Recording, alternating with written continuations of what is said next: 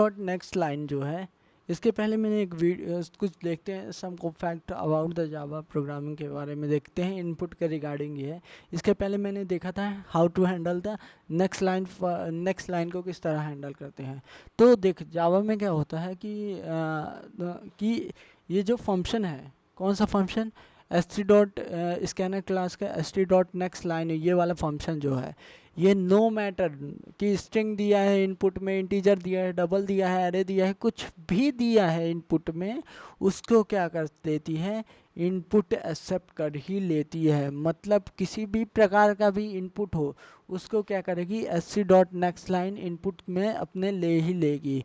तो after taking the input, अगर हम आफ्टर टेकिंग द इनपुट, अगर हम इसको लेते हैं, अगर सपोज मैंने नेक्स्ट लाइन से क्या किया, नेक्स्ट लाइन से इनपुट में लिया, तो इसको अब इंटीजर में भी कन्वर्ट करना है। अगर मैं इंटीजर को नेक्स्ट लाइन से इनपुट लिया, तो इसको इंटीजर में कन्वर्ट करना है। तो ये एक तरीका होता है। पहले तरीके की बात करें, 2-3 तरीके होते हैं।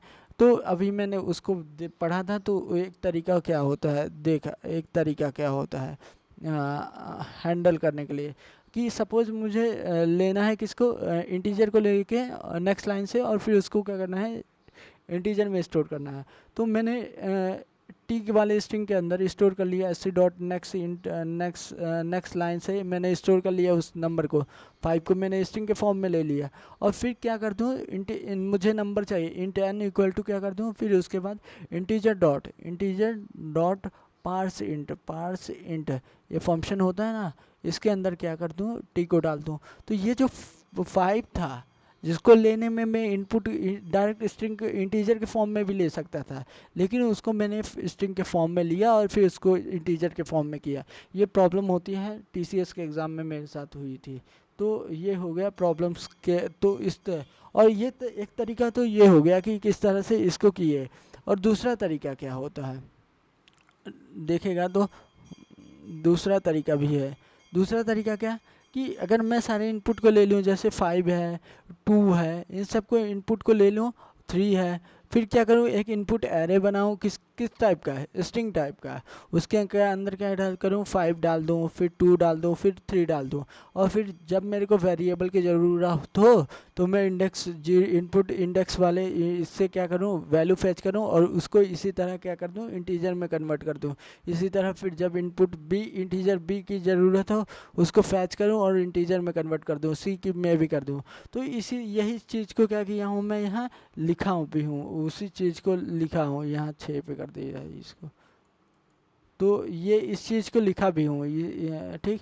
तो देखेगा क्या है, कि वही चीज़ बोलना चाह रहा हूँ, कि अगर को after the taking the input, integer को लिया है स्ट्रिंग के फॉर्म में, फिर उसको क्या कर दे, इंटीजर में कन्वर्ट कर दे। अब इनपुट में क्या हो सकते हैं, मल्टीपल स्पेस हो सकती हैं, मल्टीपल चीज़ें हो सकती है।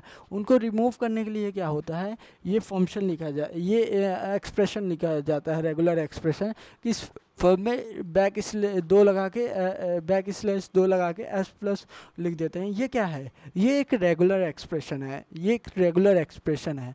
और ये ऐसे लिखा जाएगा, ये यहाँ एस टी आर मत कर देना, स्ट्रिंग का नाम नहीं है, स्ट्रिंग का नाम तो यहाँ लिखा है, स्ट्रिंग डॉट स्प्लिट, इसको स्प्लिट करना है स्ट्रिंग को, और ये एरे रिटर्न करेगा, इसको मत चेंज करना है। यहाँ अगर एस टी आर कुछ और करता है, तो ये क्या होगा, चेंज हो जाएगा। तो जैसे काउंट, अगर मैं अभी इसका डेमो दिखाना चाहता हूँ, कि कुछ भी दे नेक्स्ट लाइन से वो इनपुट कर लेता है। जैसे 5 टाइम्स मैंने क्या किया, इनपुट लिया और उसको प्रिंट करा रहा हूँ, सिंपल चीज़ है। तो देख मैंने इंटीजर को इनपुट लिया और इंटीजर को प्रिंट आउट कराया है, ठीक, ये पहला हो गया। फिर मैंने इंटीजर एरे को इनपुट लिया 1 2 3 और इसको भी प्रिंट आउट करा के दिखा रहा हूँ। फिर मैंने कुछ भी मिक्सर ले लिया, ये इसको भी प्रिंट आउट करके दे रहा। अगर मैं कॉलन लगा के, नोट रखना है यहाँ पे, ये जो डबल कोटेशन है उसको भी इनपुट एज कंसीडर कर रहा है, उसको भी ये चेंज कर रहा है। फिर इसके बाद कुछ भी मिक्सचर लिया, इंटीजर वगैरह किसी का भी रैंडम थिंग लिया, उसको भी कर रहा है। तो ये समझ गया कि नेक्स्ट लाइन किसी भी प्रकार के इनपुट को क्या कर सकता है, ले सकता है, ठीक। और दूसरी चीज़ क्या, कि अब नेक्स्ट लाइन से तूने इनपुट ले लिया, अब उसको इंटीजर में कन्वर्ट कैसे करना है। फॉर एग्जांपल जैसे अब देखेगा यहाँ एक कोड लिखा हूँ जो इंटीजर में कन्वर्ट करना है, तो मैं कह रहा हूँ स्प्लिट एरे में डाल दे, स्पेस वगैरह को हटा दे। स्पेस को हटाने के लिए कौन सा एक्सप्रेशन मैंने बताया, ये बैक स्पेस दबाना, फिर एस प्लस कर देना, ठीक। तो देखेगा क्या है, तो यहाँ पे क्या है, तो जैसे शैलेंद्र है, शैलेंद्र फ्रॉम ये इनपुट लिया मैंने शैलेंद्र फ्रॉम समवेयर, तो मैंने इनपुट लिया, ये आउटपुट दिया, इसको एरे में कन्वर्ट किया। एरे में देखेगा ये स्पेस को या इसको यहाँ पे लिखा भी है कि क्या लिखा है कि एस प्लस क्या करता है, वाइट स्पेस को, टैब को, नेक्स्ट लाइन को हटा देता है। तो यहाँ क्या हो जाएगा, शैलेंद्र फ्रॉम वेयर, इसके 4 कैरेक्टर बन जाएंगे। इसी तरह मैंने इंटीजर लिखा है 1 2 3, और इनके बीच में क्या बहुत सारी स्पेसिंग दी है, वो सारी स्पेसिंग इसमें कंज्यूम हुई, वो आउटपुट आया। लेकिन एरे को क्या कर दिया, इसने 3 ही एलिमेंट बनाया, स्पेस को हटा दिया। इसी तरह मैंने इनपुट लिया ए बी सी डी को एक साथ कर दिया, टी कर दिया, तो ये 4 इंटीजर लिए, 4 चीज़ लिया, ए बी सी डी, और इस तरह से। इसी तरह देखिए 5 या T3 6 5 कुछ भी इंटीजर, कॉलन, फिर उसके बाद कॉमा, फिर 5, ये सारे इनपुट में दिया, तो यही आउटपुट में भी आए। देखेगा 5F, और फिर 5T3 6 5 6X, और फिर डबल कोटेशन दिया था इनपुट में, कॉमा दिया था, और 5 दिया था। कोई भी कैरेक्टर दे रहा हूँ, अगर वो कंबाइन नहीं है तो वो क्या आ जाता है, इनपुट में आ जाता है। और मैंने बता दिया बैक स्लैश और बैक स्लैश एस और एस प्लस कर देते हैं, यहाँ एस प्लस होना चाहिए था।